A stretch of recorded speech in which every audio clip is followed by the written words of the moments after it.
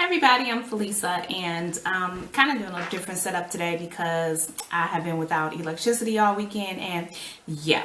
So I wanted to at least record this to get my thoughts out because I've been kind of kicking this around for a little bit, and just wanted to make sure that I documented it. Otherwise, I will forget what I wanted to say.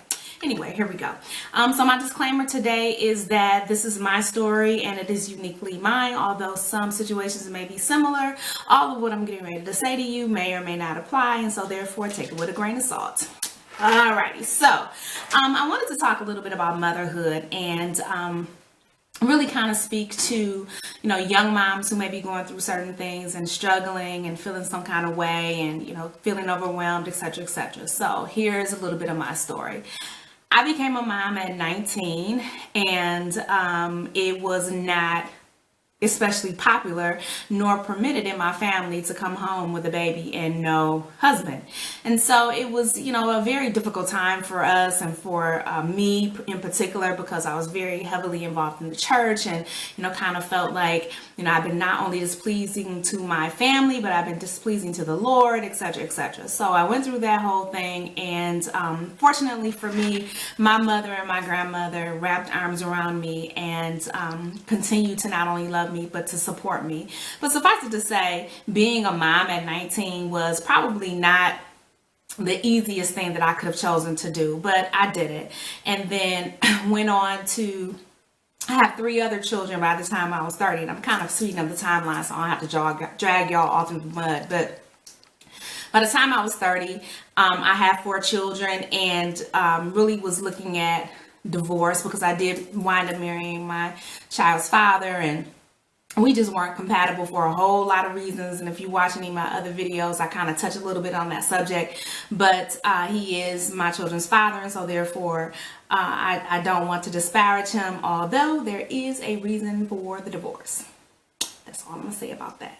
Anyway, moving on. By the time I was 30 and I was divorced, I was pretty much left with nothing. And, I'm not really telling the Bill Cosby I had to walk 30 miles to school kind of story. No, I literally had nothing. I lost my house. I lost my car. I wound up having to move in with my mom. I wound up staying with her for about 7 years. But in the interim, I had to start over from scratch. And so I was having to put my kids in cabs and send them to school. And then I would wait and call the secretary to make sure that they made it. And then I would walk my baby girl to the daycare and drop her off, and then I would take 3 buses on to work, and then I would work, and then I would do all that in reverse. Prior to that, when I got pregnant with my youngest daughter, I couldn't even afford daycare. And so because I have been so blessed in my life, even though I know that this story don't really sound like it, I really have been fortunate and very, very blessed that God always put me in the place in the path of men and women who not only would assist me but mentor me. And so when I got pregnant with my youngest daughter, I wound up going into my boss's office at that time, and I remember I had just had her, and I sat in his office, and he was telling me all of the things that he wanted to do with the clinic, and I'm in healthcare, with the clinic come the fall. And he said, well, you've been very quiet. What is it, that you think? And I just burst out in tears, because little did he know, on the way to my job and on the way to meet him, I really decided that I was going to have to give my resignation because I just could not afford to put my daughter in daycare. We just didn't have the money. I didn't have the resources. My husband, again, as a reason for the divorce, it just was not a good time. It really was not. And so I thought, I'm gonna have to give up my job, and I'm going to have to go on welfare, and I'm gonna be at home with her because I'll never be able to work. And I remember him looking at me, after I cried and snotted and boo-hooed in his office, and he said, where if you don't bring that baby and come back to work, I just don't know what I'll do with you. I'm kind of paraphrasing because he didn't say, it was a couple of expletives in there, but I got his gist. And he allowed me to bring her to work with me every day for 2.5 years. And so a large portion of why I'm so adamant and so passionate about helping other women is because of him and other people who've been placed in my life, but in particular, him. And so kind of fast forward, by the time she was born and I was able to get her to daycare, I still didn't have a car, I still didn't have a house. And those are things that I gradually chipped away at. And some days it was very, very bleak in our household. Some days I cried myself to sleep. Some days I was very, very up and, praising the Lord, but it didn't cause my faith to waver. It caused my strength to waver, if that makes any kind of sense. So really the reason for this video is because I know that there's somebody out there that's struggling. I know that there's somebody out there who has, 1, 2, 3, maybe 4 children, or even more children than what I had. Perhaps you don't have a husband, or perhaps you don't have a partner. Perhaps you don't see your way out, and it is so overwhelming and so all-encompassing. And I'm telling you, just as sure as my name is what it is, you can overcome. It will get better, but you have to do some things in place of crying about it and believing that it's not going to happen. First of all, if you have a prayer life, make sure that you have that tight. And I'm not saying, that you just pray and walk away from it, but that is the first step, because it's cleansing. It really is laying on the altar. I can't speak to people of other faith. I can't speak to people of other belief systems. And, and that's not my intent. All I can tell you is about my faith. And whatever it is that you do and whatever it is that you practice in order to get your spiritual self centered, that's exactly what you need to do. Otherwise, you won't be able to move forward. Number 2, get a game plan, because floating through life and not making things happen is the result of not planning. So get a journal. I tell y'all all the time, I'm a big believer in journals. Matter of fact, here is one of mine. Someone gave this to me at work, and I love this. And this, I didn't even plan this, but be your own hero. And a lot of that just means, sometimes you got to write things down and make things happen, even if it's baby steps. Even if it's, I'm going to go on the web and I'm going to research such and such and such and such. Get your finances in order. That's number 3, because you can't make anything happen without your finances being in order. Now, I am the first person to say that sometimes it is more month than money and more bills than you are able to pay. That's fine, because that's going to happen. But what you do is you continue to make strides and you continue to make gains and you continue to press towards having a surplus. I don't care if it's only $5 a month. Put something in your savings and then designate where that needs to go at a later date. Make sure that you are staying on top of your credit report. Make sure that you're staying on top of your investments, if you have any. Make sure that when you have incremental raises at work, if you get them, put that in savings. Don't even touch that. That's a good way for you to save money and not think about what's coming in. So if you get a $50 raise, pretend like that $50 is not even in your account and put it in your savings. I know that it seems like it'll take forever if you do that, but it's something better than nothing, and it definitely will move the needle in the right direction. The next thing is your inner circle is so vital to you. The last thing that you need is people who are agreeing with your circumstance all the time. Now, a vent section and a good cry session are vital to your growth and development as a human being. I am convinced of that. Y'all know how I feel about that. I have a girls' night at least once a year. And I know that doesn't sound like a lot, but that's my end of the year soiree where all of my girlfriends come over to the house and we just chill. We drink and we talk and we laugh. It's a way for us to support each other. I would love to be able to do that more than once a year, but if I can't, at least that one time, I know that I'm connecting with the people that I love and who love me.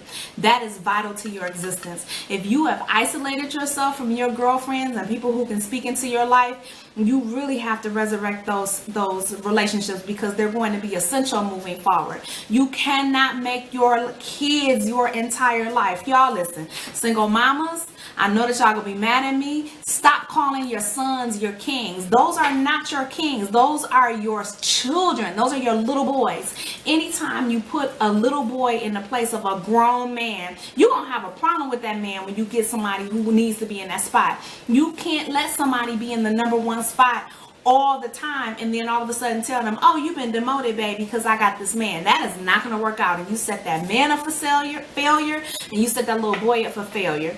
When my ex-husband and I divorced, his brothers told my children, oh, you're the man of the house. And I very politely told them, he's a little boy of the house. He is 12. He is not a man. He cannot fulfill that role. He just can't. And I know that they didn't mean any harm and no disrespect. And it wasn't taken that way. But I had to let that little boy know that he was a little boy and I was still mama. And there was no way in the world that he was going to be able to assume the responsibility of the entire household. Now, I know the context in which it was said was for him to take care of mom and make sure that he's taking care of his siblings and such and so forth. And I think that there's a way that you can convey that without making that little child think that he is grown, because he was not on my level. That little boy is not on your level. Please don't put him on that level, because you're going to have problems with that later on. Having said that, I think that when you decide to date, and I think you should date, be discriminate about who it is that you bring around your children. And this is not an admonishment. This is for as much about them as it is about you. I'm sorry, I got tongue tied. But when you introduce your children to a new person, sometimes they get attached to that person. When you and that person break up, the kids have to break up too. And they don't really have the ability to process and understand why this person is not around. They don't really have the ability to process why this person no longer has a relationship with me. And sometimes it can be devastating for them. Older children may be able to deal with it a little bit more. I don't know. Sometimes they don't. I know that I dated a guy and I thought that it was going to be forever, and he got very close to my children, my youngest child in particular, and she had a very difficult time when they no longer spoke. Now, the argument could be made, well, she could call him, but at the same time she knew that we weren't together, and that was just very awkward. So it put her in an awkward position. Would I do it again? Probably not to that extent, and I wouldn't encourage that relationship to that degree unless we were married. But that's just my thing. Y'all do what y'all like. I'm just saying, from a woman's point of view and from a child's point of view, you may want to reconsider when you introduce your children to a potential. And if it's not going to be anything serious, you may not want to introduce your kids at all. I used to have a standing rule that my children don't even exist as far as you're concerned, to just casually dating people, because there's no reason for you to know about my children, and my children don't need to forge a relationship with you. They are off limits. You're dating me, not them. Some people beg to differ. I don't know. Whatever. It's my opinion. And then the last thing that I just want to say to you all is, seriously, all jokes aside, hang in there. Really, just hang in there. I know that it gets to be overwhelming, like I said before. I know what it feels like to cry in your pillow. I know what it feels like when you just don't know which way to turn. I know what it feels like to have to be on welfare and you wonder how you're going to make it to the next paycheck. I know what it's like to be underpaid and wonder if you're going to make it to the next paycheck. I know what it's like to look in the faces of your children and not have an answer for them, and you can't make it all right for them, and you know that you need to step up and provide, and you wonder who's going to do that for you. I know what that's like, and I know how overwhelming it is, but I'm telling you, just as sure as my name is what it is, it gets better. It really, really does. But there are some things that you have to put in place for yourself. If you need to get your education, if you need to go back to school, please do that. If you don't have a trade and you need to pick up a trade, please consider doing that. If you have a limited social circle and you don't have anyone that you can talk to, please consider expanding your social circle. I'm not saying to just go out and pick up friends, but a lot of times, your local churches or, synagogues or mosques or wherever it is that you fellowship can offer some support and some tangible resources for you that will help you get through this rough spot so that you don't feel like you're carrying it alone. And last but not least, please consider yourself worthy, because you are. Just because you're single and just because you don't have a mate and just because you have children, whether they're out of wedlock or not, does not mean that you're unworthy. You are definitely worthy, and you are valued. You are loved, and I'm just sending you good vibes and good wishes. No matter where you are in the spectrum of development, keep pressing forward, keep moving forward, because your latter will be greater than your former. God bless y'all. I love y'all. And if you have some comments, leave them below. Don't forget to subscribe, and I will catch y'all later on. I'm Felisa. Bye.